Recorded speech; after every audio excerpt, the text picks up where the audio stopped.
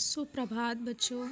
आज हम कक्षा 9वीं के विषय हिंदी की पाठ्यपुस्तक क्षितिज भाग 1 जो है उसके काव्य खंड का पाठ 10 जिसकी कवयित्री जी हैं ललद्य।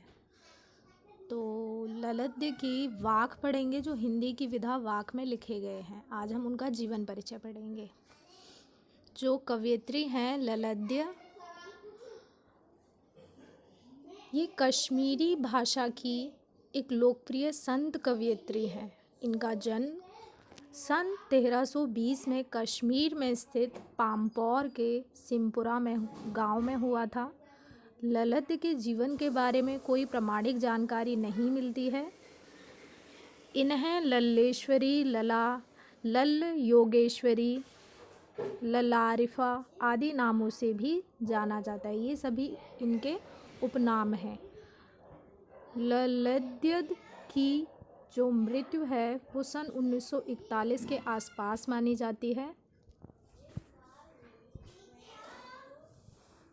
ये जो वाक है, वाक होता क्या है? वाक जो होता है ये 4 पंक्तियों में लिखी गई कश्मीर की एक शैली है जो गाई जाती है।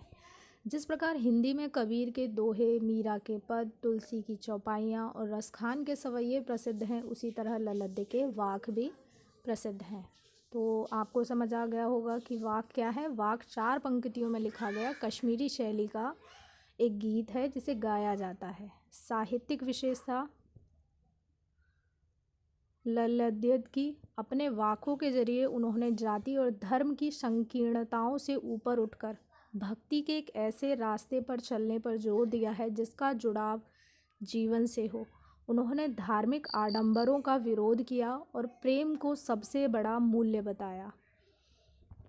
उन्होंने कहा है कि जो जाति और धर्म में उत्पन्न कुछ बुराइयां हैं वो नहीं होनी चाहिए। उन्होंने सिर्फ भक्ति के रास्ते पर चलने का जोर दिया है क्योंकि उससे ही आप मुक्ति पा सकते हो। उन्होंने धार्मिक आडंबरों का विरोध किया और प्रेम को ही सबसे बड़ा मूल्य बताया। भाषा शैली लोक जीवन के तत्वों से प्रेरित ललद्य की जो रचनाएं हैं उनमें तत्कालीन पांडित्य भाषा संस्कृत और दरबार के बोझ से दबी फारसी के स्थान पर हमें जनता की सरल भाषा का प्रयोग मिलता है। यही कारण है कि ललद्य की रचनाएं सैकड़ों सालों से कश्मीरी जनता की स्मृति और वाणी में आज भी जीवित हैं। वह आधुनिक कश्मीरी भाषा का प्रमुख स्तंभ मानी जाती हैं।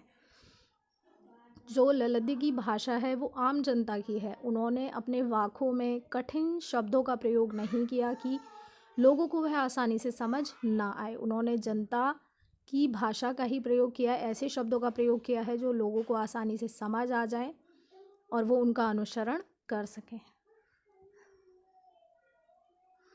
तो इसमें जो प्रश्न बनता है जीवन परिचय को लेकर यही है कि ललद्य का जीवन परिचय मुख्य बिंदुओं के साथ आपको लिखना है जिस तरह से मैंने बनाया है। मुख्य बिंदुओं के साथ सबसे पहला जो मुख्य बिंदु आप बनाएंगे वो है जन्म स्थान, दूसरा उनकी मृत्यु, काव्य शैली को लेकर, साहित्यिक विशेषता, भाषा शैली।